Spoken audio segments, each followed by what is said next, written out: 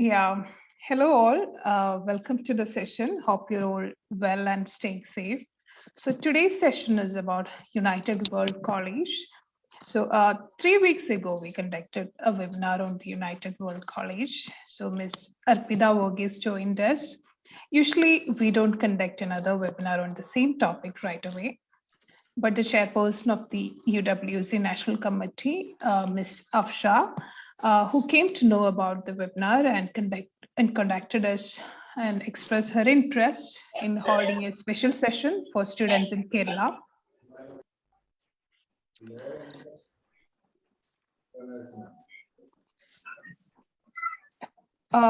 Please unmute, please mute yourself. Like, കുറച്ച് distractions വരുന്നുണ്ട്. So, okay. And also, the last date for admission in the year 2022 is November. So the National Committee is responsible for the selection process. And today we have Ms. Afsha Sethi, who is the head of the United World Colleges Committee of India, where she leads all aspects of its selection process, strategic planning, partnership, and outreach programs. So Afsha is also an alumna of UWC Mahindra College. So welcome, Afsha. Thank you. And we have another speaker, Ms. Namgyal Angmo, who is an alumna of UWC Mahindra College, India, who entered the Indian Administrative Service in 2020. So welcome, Namgyal, to the session. Yeah, and we have Dr. Murali here, Dr. Murali Tumarukudi and Mr. Arun. Arun will be dealing with the technical things. So all of you, welcome to the session. Now, Afsha, over to you. Thank you, Nirja. Good evening, everyone, and welcome and thank you for joining in. And thank you to Dr. Murli and Nirja for the fabulous work they are doing and for inviting us to speak today and organizing this. So UWC is an organization very close to my heart. I've been associated with UWC, like Nirja said, first in the capacity of a student, then an alum, and now as part of the National Committee. I will talk to you about the UWC movement in general, the movement in India, and the application process, which is especially important right now because our applications are currently open and they are closing soon on November 7th. And then Namgyal will jump in and give you a more personal perspective about her experience as a student at UWC and how it impacted her life. So let me start with what UWC is, or the United World Colleges, for those of you who don't know. UWC is a global movement that makes education a force, and the mission statement is that it makes education a force to unite people, nations, and cultures for peace and a sustainable future. It was founded in 1962 by a German educationist named Kurt Hahn to promote intercultural understanding in the backdrop of political conflict of the Cold War. So he believed that education should be more than just a means to an end, that is, getting into a good university, and it should go beyond and also inspire students to discover what connects us all as humans and to collaborate with people from different cultures and who come with different sort of ways of thinking. So to engage with different ways of thinking. So since then, since the first UWC was established in 1962, it today consists of 18 schools on 4 continents. And young people from over 150 countries are selected through a system of volunteer-run national committees. So I'm a part of the Indian National Committee. The majority of the UWCs, they take in students who are in the 16 to 19 age group, with some catering to younger students, for example, the UWC in Singapore and the UWC in Thailand, etc. And each school has its own, it's located all over. So it has its own character. But overall, it's dedicated to sort of nurturing young people's energy and idealism into empathy, responsibility, and action. So UWCs place a heavy emphasis on deliberate diversity. So we welcome students from a deliberately diverse range of backgrounds and experiences. And at UWC, this diversity extends to differences in socioeconomic background, culture, race, religion, as well as nationality. So students at every school, they'll make friends from people from all over the world, and they'll get a deeper understanding of different ways of thinking at that age. So in terms of some things that set UWC apart, so number one, of course, is this highly diverse student cohort, which is selected in more than 150 countries based on merit and potential, and also supported by one of the most extensive scholarship models available at the secondary school level internationally. It's also an excellent academic program. So, the focus is on, of course, academics, but also all around personal development. The idea is that by age 16, people have developed the capacity to understand complex political and social issues. So that age makes it an ideal time to instill the belief and the confidence in children that they can do something to change things. So UWC channels this energy at this age, the energy, enthusiasm, passion at this age into idealism and lifelong positive action. So quickly, let's talk about the curriculum that we offer. All UWC schools and colleges, they teach the IB, the International Baccalaureate Diploma, which is one of the most well-regarded and widely known secondary school qualifications in the world. And in fact, UWC played a very key role in developing the IB. It's recognized by the world's leading universities, and students study 6 subjects. So 3 at the higher level and 3 at the standard level. And subjects are further divided into, basically subjects are divided into groups. So we have 6 groups and students will choose one subject from each group. So you have a first language, you have a second language, then you have individuals and societies as a group, which has other subjects such as economics, psychology, philosophy, history. Then there's mathematics, then there's sciences and the arts. Now, instead of a course in the arts, students can opt to study a subject from another group altogether. So instead of a subject from the arts, you can do, let's say, another subject from the groups individuals and societies, or another science. However, it's encouraged that you do take a subject in the arts as well, just for your holistic development. In addition to the academic program, you also have the CAS, Creativity, Action and Service, which is an integral part of campus life, as well as it's an IB requirement. So this includes a range of indoor and outdoor activities. So student can participate in various clubs, groups and events. And these activities also vary from UWC to UWC depending on the local context. And let's say you're a student, at a UWC, and there is an activity you're very passionate about, but it does not exist on campus, then you can find people who would be interested in that activity and start that as a club. So students are given the responsibility and the courage to identify opportunities and take the lead in these kind of projects. UWC also prepares you for a world of opportunities post UWC, and it will help you discover which path suits you best. So it's very student centric. So every student works with a guidance counselor to explore their options and understand what's required and accordingly take their next steps. Students, in terms of the universities they enroll worldwide. The US is generally the most popular, followed by Europe, Canada, UK. There are also certain scholarships. For example, the Davis UWC scholarship, which is available on a need basis for undergraduate program with certain partner universities in the US. Another big advantage of being a UWCer is the alumni network that you become a part of. This is almost 60,000 strong. And I mean, you can understand that given how diverse our cohort is, the alumni is also the network is very diverse, and you can find alumni in every corner of the world. And, not only are they geographically diverse, but in terms of what they are doing, people will be doing all sorts of different things. So that makes it a very interesting community to be a part of. And our website also has some alumni profiles. So it will give you a glimpse of what some of our graduates are doing post UWC. So I really encourage you to go through our website as well, and we'll post that in the chat. Now, let me tell you just a little bit more about the National Committee and the selection process, etc.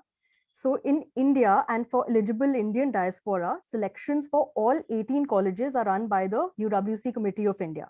So as a student, when you're applying through the National Committee, you're applying to the movement and not to individual colleges. And we select students based on their suitability, potential, and merit. The number of students we select is usually 60 to 65 per year from India. This can go up and down depending on, the number of offers we receive from other colleges. And students can only make one application through any national committee. So basically, there are certain instances where you may be eligible to apply through two national committees. You might be living in another country, but, might be an NRI, etc. So you might be eligible from both the routes, but you have to pick one. So making more than one application will result in a rejection of all applications. So now jumping into the eligibility criteria for the Indian National Committee, and this is very important since applications are currently open. In terms of age requirements, students must be, they shouldn't be younger than 18 and younger than 16, and older than 18 on the 1st September of their year of entry. So, if you're a couple of months younger or older, you can write to us and we will make that exception on a case-by-case basis. So if you're very interested, do write to us. So this is something that's not a hard and fast rule, but typically it's between 16 and 18. Then in terms of residency requirements, they must be Indian nationals or PIO or OCI card holders or residents of India. And in terms of academic requirements, the students must currently be in grade 10 or 11. We also accept applications from students who have been homeschooled or alternatively schooled. So that is something that you can write to us about and we can discuss how to go about that. In terms of the application process, the process consists of 2 rounds. There's the written application and the interview round. So applicants first need to register on our portal and the links are available on our website and social media accounts. And you pay a fee of 3,000 rupees to access the form. And this written application, it consists of essay questions as well as supporting information. So you have the school declaration, which is, it's a recommendation from a principal or a teacher that you've been closely in touch with and who can vouch for you, and also a parent declaration. Now the essays are, I think there's some noise in the background.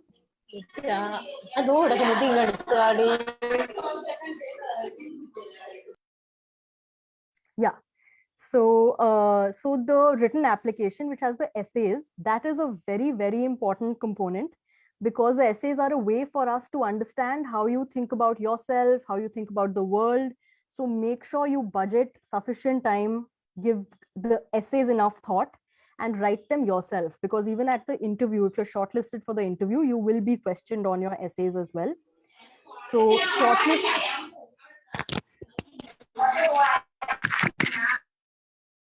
so shortlisted applicants will then be invited for an interview round. Now, typically this round takes place at the UWC Mahindra College campus, which is the UWC in India in Pune.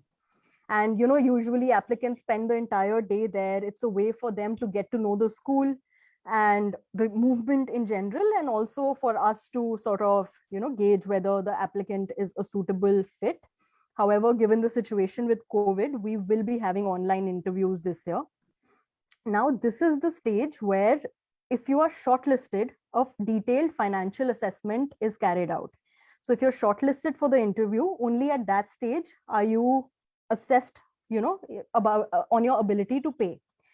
And the thought is that we believe that the best and brightest students should be able to attend UWC irrespective of their family's ability to pay. So all students who apply through the National Committee, they are automatically eligible for scholarship support. However, this support is on a purely needs basis, and it takes into account the financial position of the family. And, basis what is gauged in this assessment round, parents are expected to contribute towards the fee. So, there's a financial assessment. We let you know, okay, this is your ability to pay that we've gauged, and the remaining amount we will supplement. I also really urge the applicants and parents to go through our website, because we have the application steps. All the steps are listed out. We have frequently asked questions, etc. there as well. In terms of what we are looking for, the UWC selections committee is looking for, and this question comes up a lot. And, I would just want to make a disclaimer that there's no particular profile that we are looking for, but there are certain general things that you can keep in mind, that we are, we do have a keen eye for well-rounded, socially and politically aware young individuals who will thrive in an international environment that the UWCs provide. Academically, while there is no cutoff, the academic record in grade 9 and 10 and the students' co-curricular activities, they are given considerable weightage. Overall, while making selections, the underlying philosophy is, has the applicant made the best use of the opportunities that have been available to them, to him or her? Also, the UWC website has 5 core criteria listed. So I encourage people who are interested in applying to go through those 5 core selection criteria while they are trying to write those essays. It will be something important to keep in mind. Also, there are a lot of specific queries that someone might have, and there's a website, uwc@uwccomindia.net. We'll put that in the chat as well. So write to us, and we, treat those as a case-by-case basis, and we'll get back to you. We're also very active on Instagram, so you can message us there as well, engage with us there. We're happy to answer any questions that you may have. And now for the more interesting part, I'll hand over to Namgyal, who is an alum and will give you more of her personal sort of experience, perspective of life at UWC and post. So hello, everyone. I hope everyone can hear me. All right. So yeah, you're audible. Okay, great. Thank you. Hello, everyone. I'm Namgyal, as Afsha already mentioned. And interestingly enough, we were co-years when I was at UWC. We were in the same year when we were in Mahindra UWC of India. And so what I'll try to do in my part is just go through my experience at UWC, how it was very different coming from a very conventional Indian education system, and how it helped me, open up perspectives and be open to new experiences in general. But because that's a very big thing that is associated with UWCs, about being open to new experiences and being able to handle change and go for new opportunities. So I'm from Leh, Ladakh, and a very small town. And I'd done all my schooling prior to UWC here itself. So till 10th grade, I was here.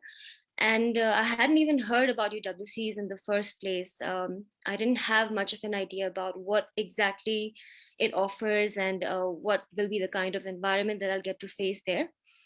So the way I got into UWC was through an ongoing collaboration that my school in Leh, which is Lamdon, had with the UWC in Singapore, where the employees were generous enough to contribute from their own end towards sponsoring the education of one student from the school in the UWC of India.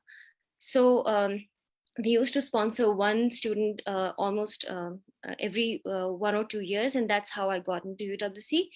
And the thing is, since I didn't have much of an idea, the only thing I knew that it was very different. The curriculum is entirely different. I was used to the typical CBSE curriculum with just a very heavy focus on academics.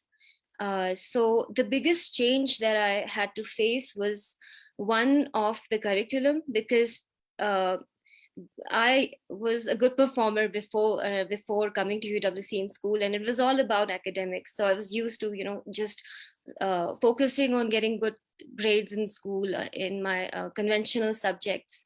So coming here, it was not just about academics, as Afsha just mentioned. It's so much more. It's about your compulsory activities, such as volunteering in your local community, or be it creative activities on campus itself.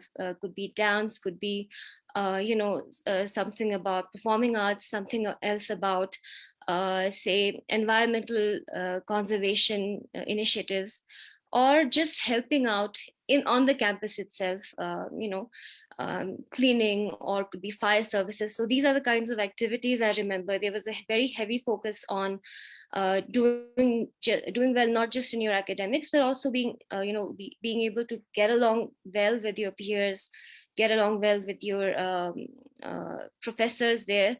So all of that weighed in on how well you do in the school. So these were big changes, and it was a big shock from the, not just from the curriculum perspective, but also because of the kind of environment that is there. There are people from all over the world. There are different countries, and the way of living there, and then the kind of say, for example, the housing, or the way people carried themselves, it was very different for me coming from a small town. So these changes, I think, looking back at it, now, they definitely helped me grow, because it made me, I think, more strong-willed to be able to handle new challenges, to be able to handle new things that are hurled upon you. So this is not just in terms of being able to, just getting used to the curriculum and then again doing well in classes. This is about handling anything else that, something new that is, not just in terms of academics, but also in terms of a new way of living that is, introduced to you. So this helped me beyond UWC, beyond the time when I applied, like all my other peers in UWC, to schools in the US. So when I moved from India to the US for my graduation, it wasn't such a difficult change for me, because I was already used to, somewhat used to handling changes when I went through my UWC experience. So that's how it helps you when you go ahead in your college education, or be it in your career.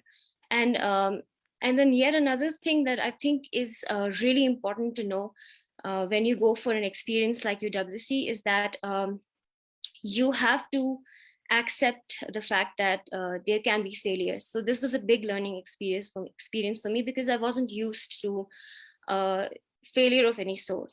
It was supposed to be smooth sailing all the time, and I think learning to accept failure, that's yet another thing that UWC taught me. Because when I started out initially, there were a lot of times when I didn't do very well, and there were times when I got very depressed because of that.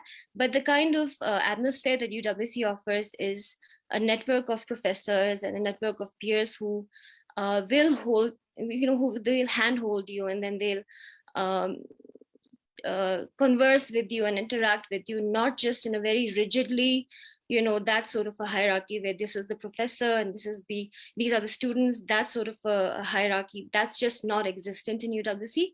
So that is a big change. It's a very liberal sort of atmosphere where you can approach your professors anytime and then visit them at their house and talk to them about what you're going through, be it in academics if you're having difficulties, but also in terms of your personal life if you're having any issues. So it's all very open, and it's a very open community, and things are discussed very openly, and that's a big plus point about UWC, because it teaches you how to bring issues out in the open and then talk about things on a community level and then reach consensus. So it teaches you how to live independently.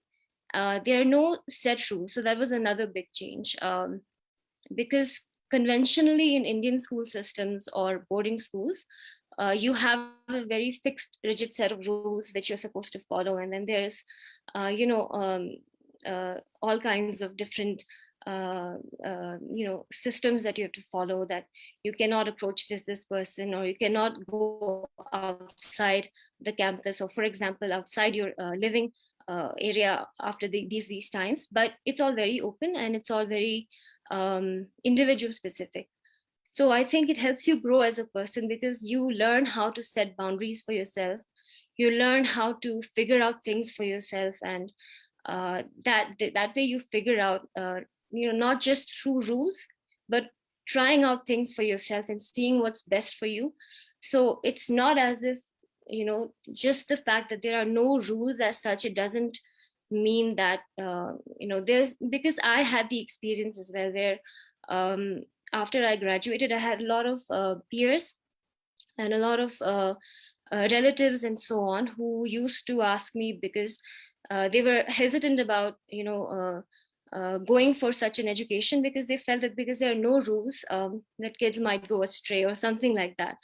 But what I keep telling them and what I've realized after my years at UWC is that this kind of an atmosphere is actually much more effective, because then you get to learn what's best for you. And rather than just having some rules set for you and then living by that, it helped me realize what's best for me, and then how I'm supposed to go about setting ground rules about, okay, when to study or when to do other kind of extracurricular activities. So there's I think the way it was designed, the entire curriculum and just the entire campus experience, it's one that will help you grow as an individual and figure out for yourself what you would want to do later on in life as well. So that kind of sets the tone for you, being able to lead an independent life after you graduate from UWC and then go on with your college studies or be it your careers. So that was about some of the big takeaways that I had from my UWC experience. And then just going on post UWC, the career options are actually very wide open. It's just not just about pursuing an education abroad, but also having an open mindset about where you would like to go. So if you want to settle abroad or you want to study abroad and then have a career there, that's entirely up to you. But if you do want to come back and pursue a career here, or you can pursue further studies here, that's also entirely up to you. So these are things that I've realized throughout my years post UWC as well. That's another apprehension that sometimes I hear about from people from my hometown itself, who think about pursuing career options in India itself, and they feel that having a UWC education would be a hindrance because of the very different curriculum there, and how it doesn't really, associate very well with or match up very well with the kind of education that is offered in Indian high schools. But I've realized over the years that what you want to do is entirely up to you. And even if you pursue a UWC education, you can definitely come back and pursue a career here, like I'm doing right now. So I think that's pretty much that about my experience. And I would appreciate if there are any questions regarding, if you have any apprehensions about pursuing a UWC education, or any kind of question about what you might face as, if, for example, you are in the conventional education system right now, if you think you might face some difficulties transitioning to the UWC curriculum, I would be happy to answer if there are any questions of that sort. But thank you for giving me the opportunity to come and interact here. Thank you.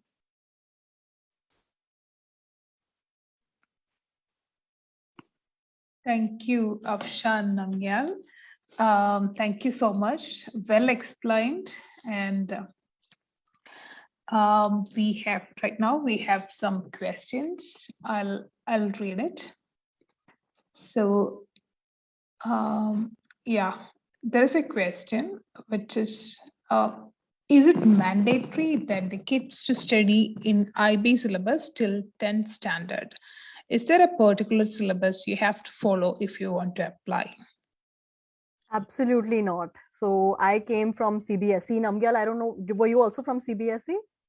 Yeah, like I said, I was in the CBSE. Yeah, entirely. exactly. So there are people from CBSE, ICSE, homeschooled, people from the IB, free IGSE, IGCSE. So absolutely, diverse curriculums also.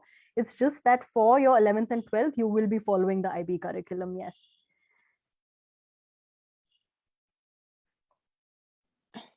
Thank you. So there is another question. I'm 13 now, and I'm in in the 8th grade and would be going in the 9th in a few months. I'm very much interested in UWC because of the curriculum and the purpose of the UWC attracts me a lot. So, do I have to wait until I'm in the 10th to apply, or will my case be considered?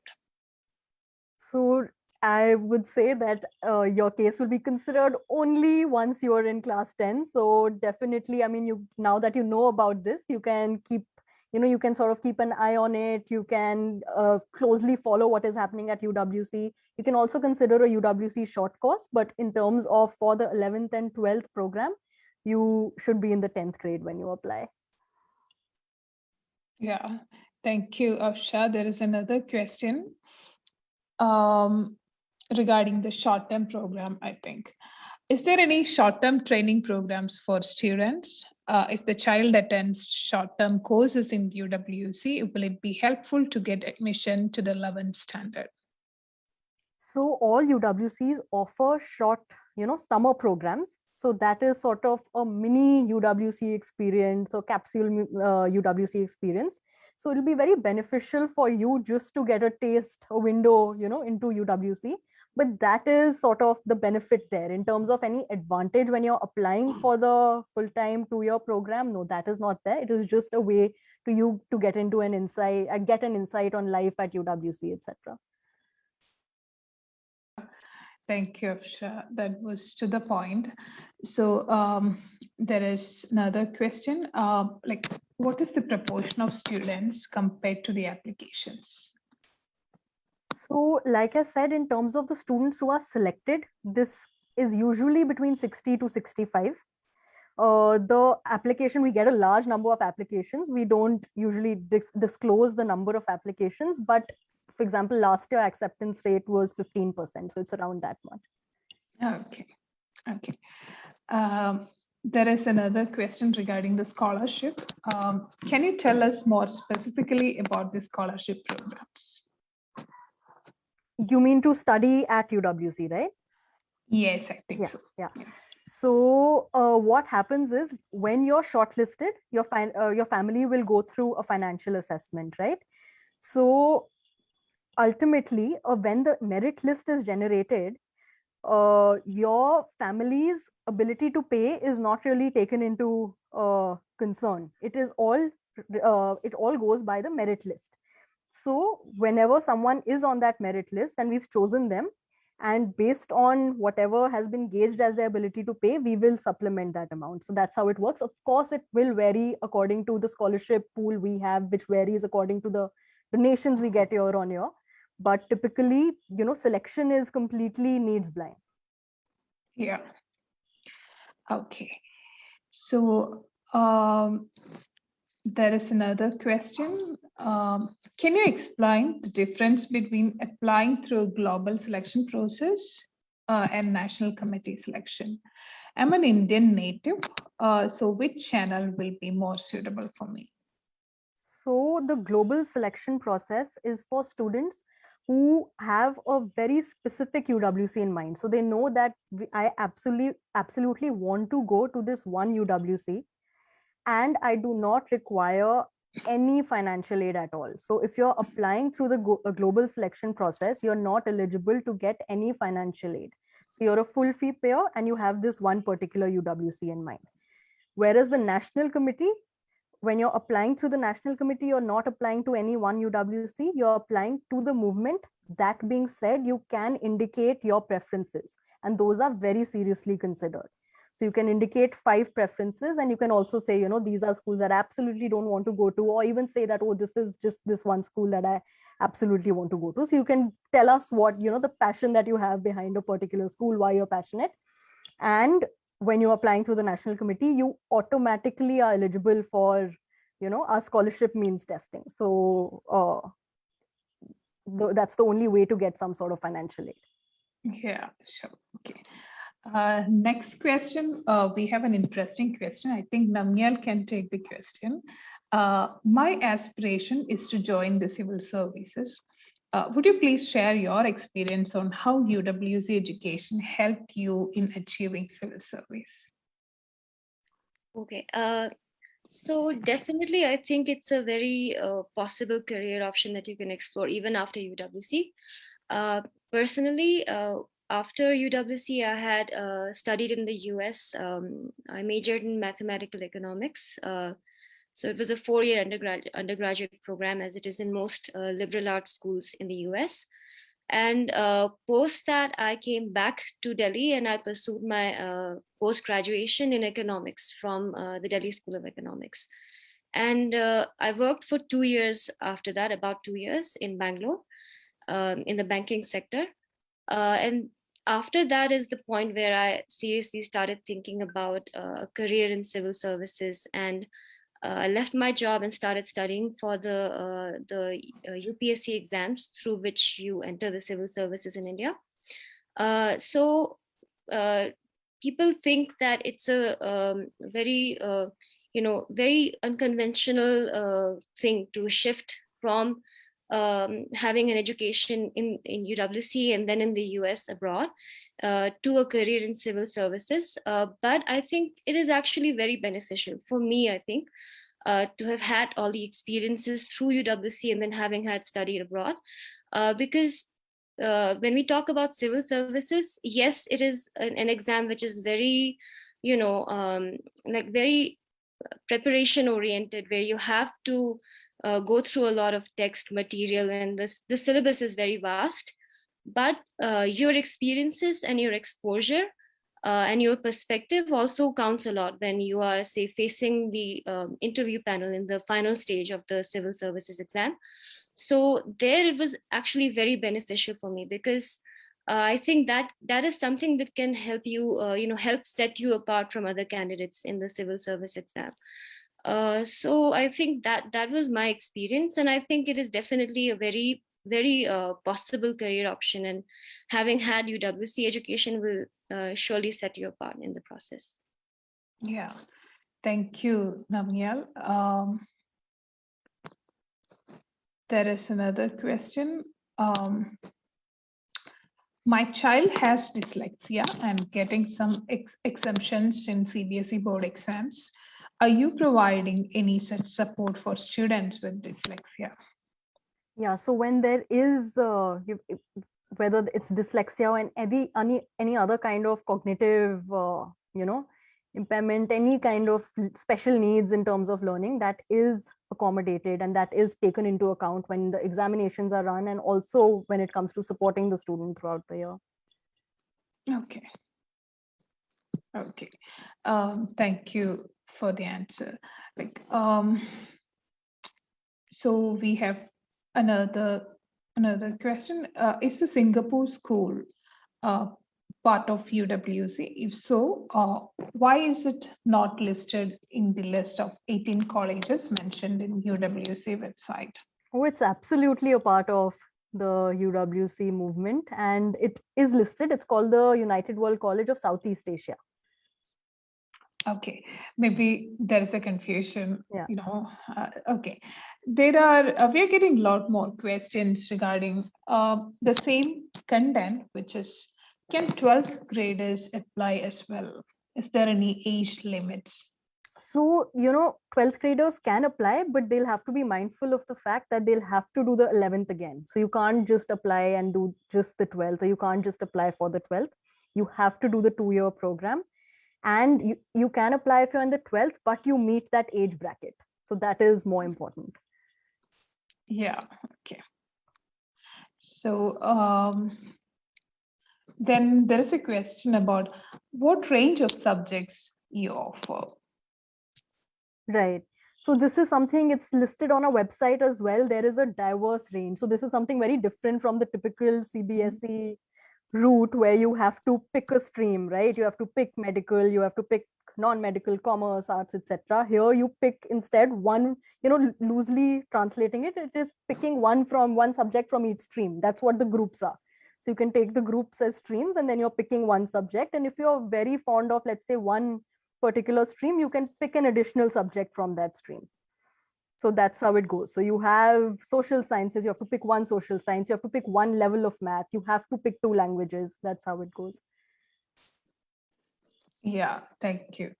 So our next question is generally where the students go after UWC. Is there any scholarship exclusively for UWC students aiming for graduation abroad? Yeah, so most students end up going to the US, and one of the reasons is, and that is the second part of your question, one of these exclusive scholarships, which is called the Shelby Davis UWC Scholarship. And there are partner universities, and last year I think we had 99 partners, and most of the Ivy Leagues are part of this partnership, where again you're, based on your ability to pay. This Shelby Davis scholarship sort of covers some part of it, and then the college pitches in and covers the other part. So a lot of students get heavy scholarships through this program. Okay, so that's an important information actually. Then there is another question. Considering that not everybody can go to UWC, what are the few learning experiences in UWC which our education system can adopt? I think Namyal also can answer. I think let Namgyal take this. Okay, yeah, I'll give it a shot. I think I can answer it from the point of view of not just the UWC system versus the Indian system, but also because see, I studied in the US and then I came back here and pursued my master's here. So I went through like a reverse sort of process of having observed these different kinds of systems.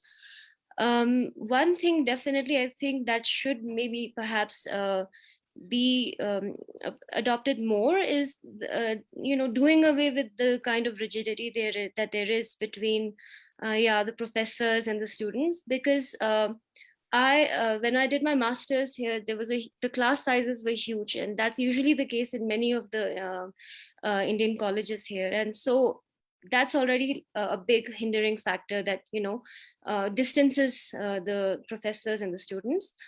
So I think if we can have a more flexible system where students can approach the professors during more office hours, I guess that would be the word, and having a more friendly attitude and having different kinds of learning processes rather than just the classroom learning process.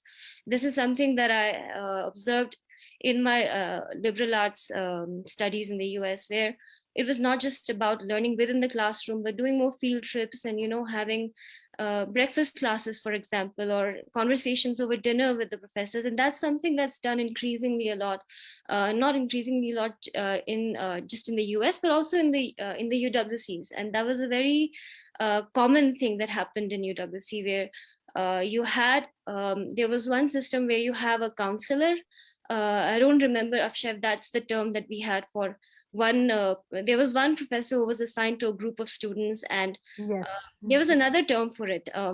It's called something. The tutor, academic tutor. Yeah, the tutor. So you have one tutor who's assigned to you, and they look after not just your academics, but also they can talk to you about anything under any problem that you're having. So that kind of a counseling sort of a culture, where you have different kinds of learning processes and learning happening not just in terms of academics, but also relationships, for example, or anything else that the student might be going through. So I think if those kinds of things are adopted and more creative learning is adopted in the Indian system, I think that would be very beneficial.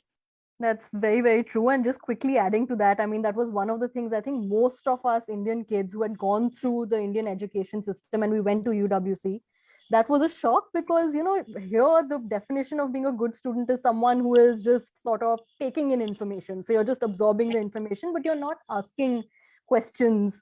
You're not, I mean, there is that hierarchy where it's the student and the teacher, and that gap is completely eliminated in a UWC, where you're encouraged to ask questions, to that it's a very friendly, flat kind of a relationship. The teachers are also living on campus, so the relationship is such that you can go to the houses of the teachers, have informal conversations out of the classroom. So that was something that was very, very different and aided in learning once we got used to it. I think initially it was something that was difficult. Another thing, quick point is that the student to teacher ratio is 8:1. So you can imagine just the kind of attention that students get in terms of, just classroom learning. Yeah, thank you. Thank you so much. Here is another question, like how UWC has managed to impart education in COVID time. It's from RFB Live, actually. That's a good question, and it has been very, very challenging, especially for an education which stresses so much on experiential learning and outside of the classroom learning. However, what did happen last year, there was a part of the education that was delivered online, and something unique that was done last year was that UWC transfers were allowed. So, depending on the country where it was possible to have in-person classrooms, etc., those arrangements were made to sort of make the best use of the situation that we were in. Yeah. Now for this batch, the new cohort, they've joined in August. Everything is happening in person. So all the campuses have been made bubbles. So no one from outside is allowed inside.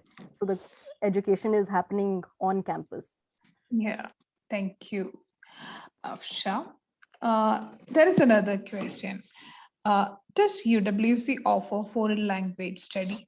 And will UWC help placing students in the universities or colleges after the course? So for foreign language study, absolutely. So like I said, there are two languages. So one, you have to take, there's your main language and then a second language that you're encouraged to take. So there's Spanish, there's French. You can also take your mother tongue if you want to. So that is something that you can do independently with a tutor. That option is also there. So you can do that. In terms of the next question, which was, it was on scholarships, right? What was the second part of the question? It was about placement. About placement, yeah. Right. So there's a university guidance counselor. So you're working very closely with the university guidance counselor, and accordingly, you're sort of just hashing out where you'd like to go and what are the requirements of that particular university. So they help you make your list and prepare for that. Okay, so it is something related to career mentoring or something.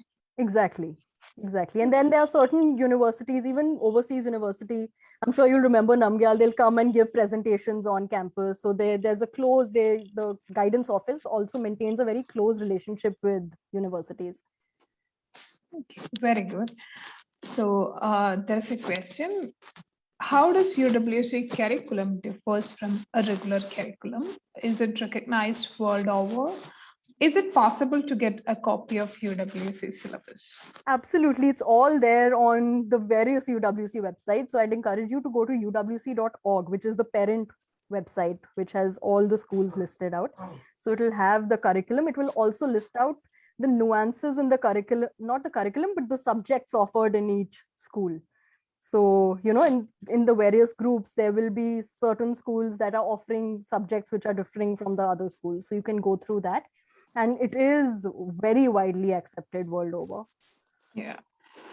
So we're getting questions regarding fee structure and all. So it would be great if you can share some, link or something related to admission and fee structure in the chat box, so people can go there and check it.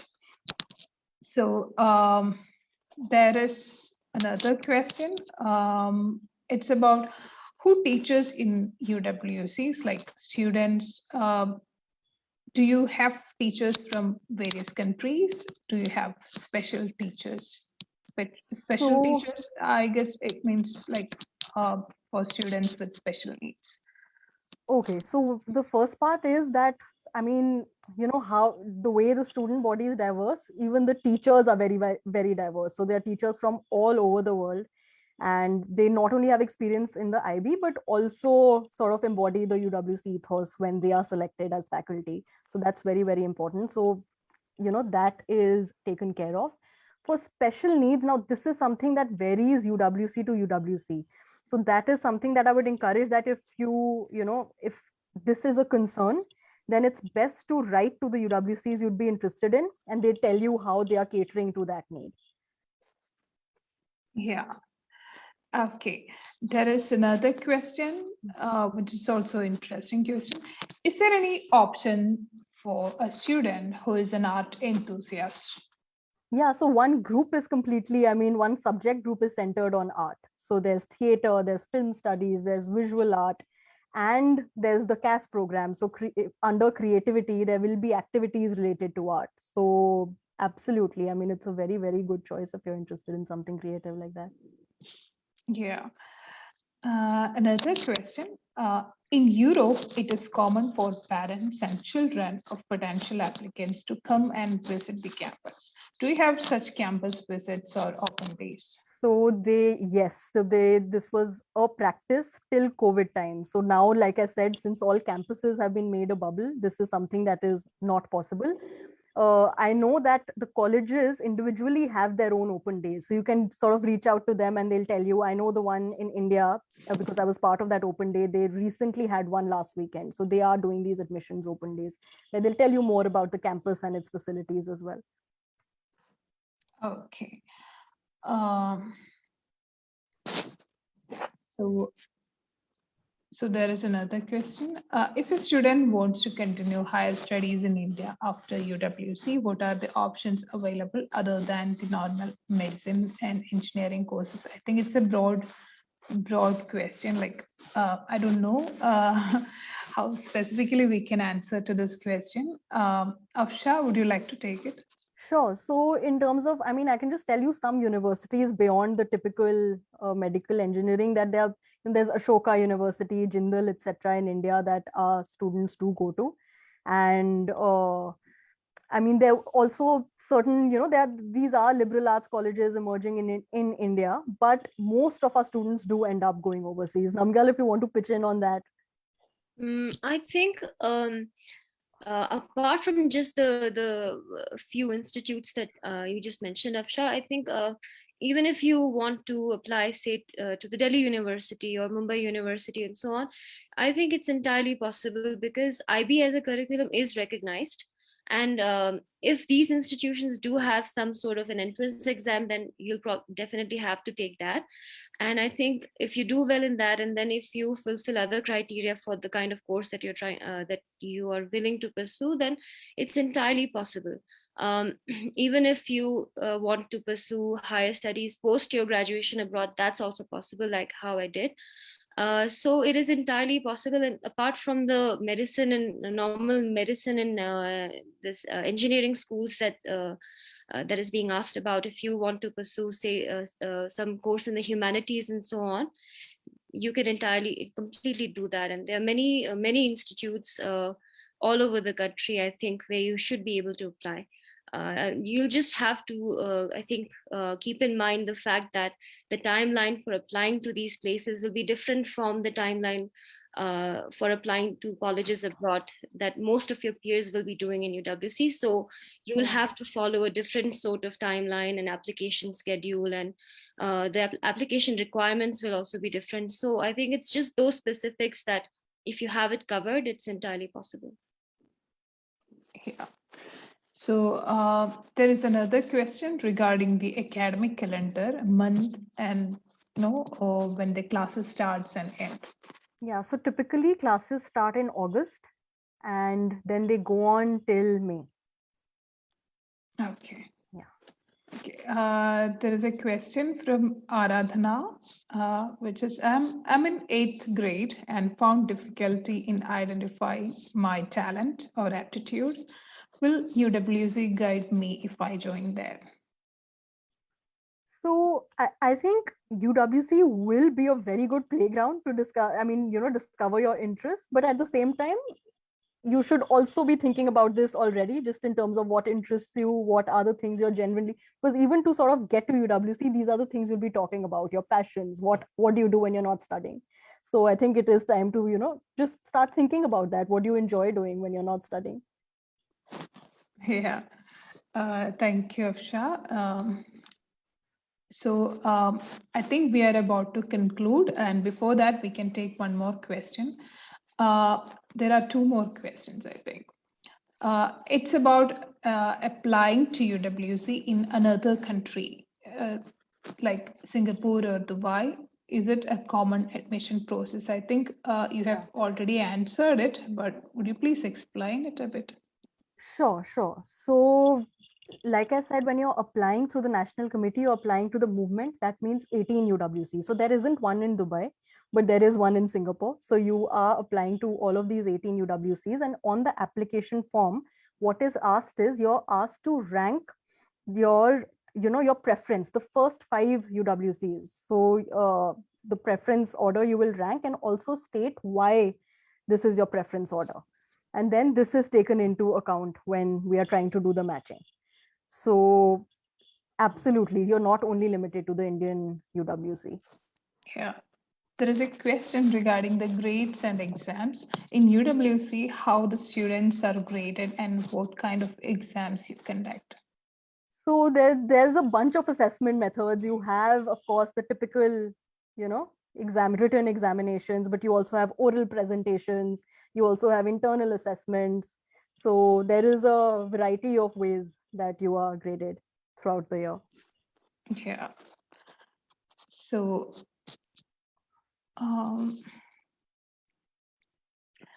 is it possible to take short-term courses outside India for an Indian citizen? And there is another question regarding, is there any student exchange programs? So no, it's not there are no exchange programs, because in a way this is a massive student exchange exercise in itself. But in term to answer the short course outside India, absolutely, are you eligible? So if there is a particular college where you want to do a short course, you can just write to that college. Yeah. There is another question for Namgyal. Is adjusting to UWC campus more difficult for somebody from a small town? Are there children who drop out? What type of psychosocial support is given to new students to adjust to the campus life? Right, that's very interesting actually. So, yeah, I think coming from a smaller town and not having had so much exposure to, the kind of atmosphere that is in UWC, it could be more challenging. And speaking from my own experiences, it was a big sort of a cultural shock for me when I first came. Like I said, one was because of the curriculum, but then also about the way, you know the way the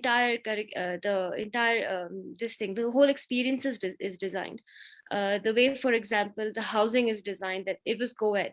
So that was a big thing for me, because you're used to having like separate girls dormitory or boys dormitory, that kind of a thing. That was one thing. So that's just an example. So coming from a small town, it was definitely I think a bit challenging to get used to the different environment. But when it comes to drop, I don't think I've heard about anyone dropping out because of that. It does get difficult, but the thing is, like I said, there is a lot of support. There are professors that are assigned to you to walk you through the whole thing, and then counsel you about any kind of difficulty that you might be facing. And you always keep in touch with your peer of friends, and then if you have that kind of a support system, it helps you adjust to the new environment. So dropping out, I haven't heard about anything of that sort. So even though it is challenging, I think it is something that you can definitely overcome, and definitely it'll help the person grow. Yeah. Yeah. Thank you, Namgyal. Afsha, do you have anything to share regarding the same? So I completely agree, because I also fall into that same category. I came from a very, very protected environment pre-UWC. So I'm from Chandigarh, and I went to this all-girls Catholic school where my mother taught, and my school was just down the lane from my house. So you can just imagine how sheltered my environment was.